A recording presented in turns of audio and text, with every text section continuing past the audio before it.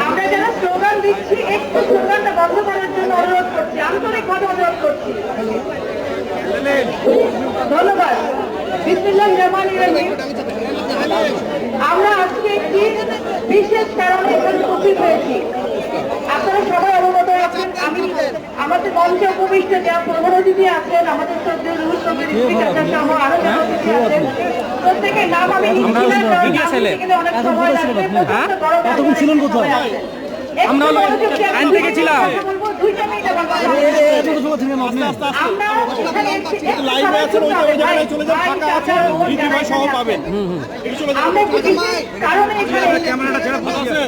আমাদের গত 5 তারিখে আমরা নতুন একটি বাংলাদেশ পেয়েছি। এই নতুন বাংলাদেশ ত্যাগ এবং প্রতিষ্ঠা যাদের আছে তাদের পাশে বিএনপি আমাদের পরিবার, এটা আছে, এটা জানানোর জন্য আমরা এখানে এসেছি। আমাদের দেশনায়ক তারেক রহমানের নেতৃত্বে, তার নির্দেশে আমরা এখানে এসে তাদেরকে জানান দিতে। সেই ভিকটিম পরিবারের যারা এখানে আছে আমরা তাদের সাথে সংহতি প্রকাশ করছি। আমরা তাদেরকে জানাচ্ছি যে আপনাদের যে ত্যাগ এই নতুন বাংলাদেশ গড়ার জন্য, এই ত্যাগ, এই ঋণ এই দেশের মানুষ কোনোদিন শোধ করতে পারবে না। কিন্তু আমরা এতটুকু বলতে পারি যে যতদিন বিএনপি একটি দল হিসেবে আছে, যতদিন আমরা আছি, যতদিন দেশনায়ক তারেক রহমান আছেন, যতদিন দেশমাতা বেগম খালেদা জিয়া আছেন, যতদিন আমরা সবাই আছি, ততদিন এই ভিকটিম প্রতিটা পরিবারের পাশে আমরা থাকবো। আমরা সেই নির্দেশ নিয়ে সেই আশ্বাস আপনাদেরকে দিতে এসেছি।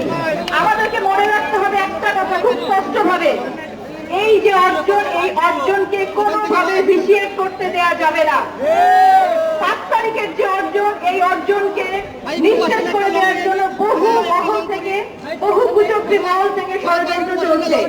কিন্তু আমরা এক একটা বিএনপির সৈনিক, আমরা ধানের শীষের সৈনিক, আমরা কোনোভাবে এই চক্রান্তকে আমরা এলাও করবো না এবং রুখে দাঁড়াবো।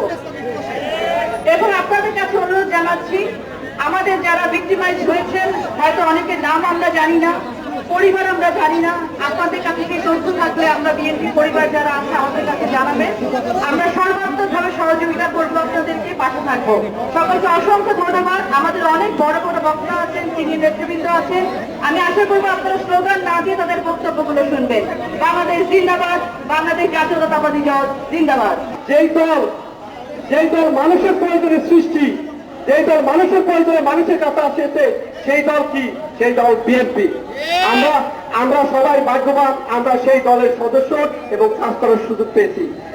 আপনারা এই 5 আগস্টে যে স্বাধীন হয়েছে, কিন্তু আমরা এখনো নিরাপদ নই। এখনো করে স্বৈরাচারের দোষরা এখানে ওখানে লুকিয়ে ছড়িয়ে ছিটিয়ে আছে এবং এই অন্তর্বর্তী কারণকে কলঙ্কময় করার জন্য, আমাদের বাংলাদেশকে কলঙ্কিত করার জন্য তারা বিভিন্নভাবে কষ্ট করে চলে যাচ্ছে। আপনারা সবাই অ্যালার্ট থাকবেন যাতে এই দোষরা যাতে বাংলার মাটিতে মাথা তারা দিয়ে উঠতে না পারে। এই বাংলাদেশ আমাদের, এই বাংলাদেশকে রক্ষা আমাদেরই করতে হবে। ইনশাআল্লাহ যে কোনো দেশের প্রয়োজনে আমাদের বাংলাদেশের চেয়ারম্যানের ডাকে আমরা সবাই ঝাঁপিয়ে পড়বো। আপনারা রাজি আছেন সবাই? ইনশাআল্লাহ। আর আপনাদের কাছে আমি একটা অনুরোধ করব, যে কোনো মিটিং এ আপনারা একটু সুন্দরভাবে থাকবেন।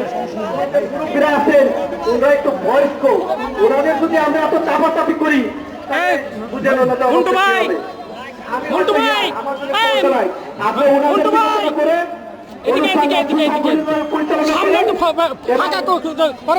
আজকে আমাদের প্রধান উপদেষ্টা, আমরা বিএনপি পরিবার রিজভী সাহেব, উনি বলবেন, ওনার কথা আমরা শুনবো এবং ওনারা আমাদের নীতি নির্ধারক, ওনারা যেটা বলবেন সে অনুযায়ী আগামী দিনে আমরা কাজ করবো। তবে আপনারা সবাই এই বিএনপি পরিবারের উদ্দেশ্য অনেক মেহের এবং মহান। এই সংগঠনটা জনাব তারেক রহমানের খুব ভালোবাসাতে সৃষ্টি হয়েছে। আমরা আশা করব আপনারা আমাদেরকে সাহায্য সহযোগিতা করবেন, ইনফরমেশন দিয়ে, যাতে আমরা বিএনপি পরিবারে এই দ্বিতীয় মহান মুক্তিযুদ্ধে যারা শহীদ হয়েছে, আহত হয়েছেন, আমরা তাদের পাশে দাঁড়াতে পারি। আমি এদের মহান মুক্তিযুদ্ধে তারা শহীদ হয়েছেন, তাদের প্রতি আবার বিএনপি পরিবার থেকে আমার সম্মান শ্রদ্ধা জানিয়ে আমি 15 বছর আমরা আন্দোলন সংগ্রাম করেছি। সেই আন্দোলন সংগ্রামে আপনারা অনেকেই মামলাগ্রস্ত হয়েছেন, অনেকে দেশ ত্যাগ করেছেন, কেউ ঘুমাতে পারেননি, অনেক কষ্ট, অনেক মামলা মোকদ্দমা, জেল, জরিমানা সমস্ত কিছু উপেক্ষা করে আপনারা কিন্তু আজকের এই ছাত্র জনতার সফলতার মাধ্যমে আপনারা নিজেরাও অংশগ্রহণ করেছেন এবং এটাকে সফল করেছেন।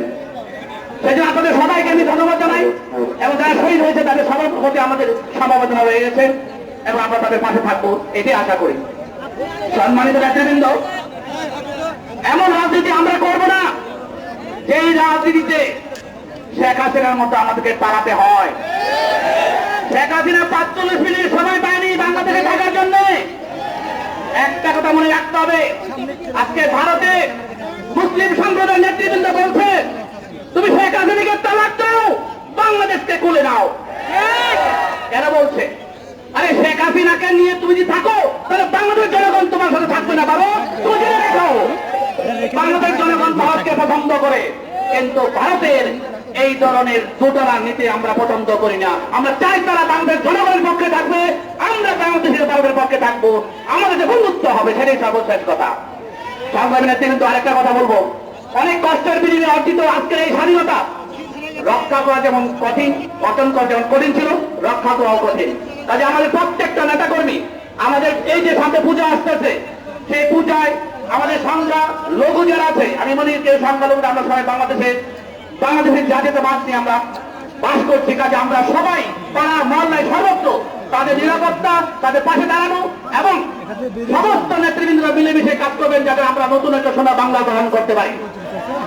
একটা কথা মনে রাখতে হবে, সারা বাংলাদেশে আজকে যেভাবে বিএনপি নেত্রী কর্মীরা একতা বোধ করেছে, সবার পাশে দাঁড়িয়েছে, এটা ইতিহাসে খুবই বিরল। আপনারা জানেন কালা কাজে বলেছিল যে তারা ক্ষমতা হলে 1 লক্ষ লোক মেরে ফেলবে, তাদের সিক্তি বলেছিল 4 লক্ষ লোককে মেরে ফেলবে। কই একটা লোককে তো বিএনপি মারেনি।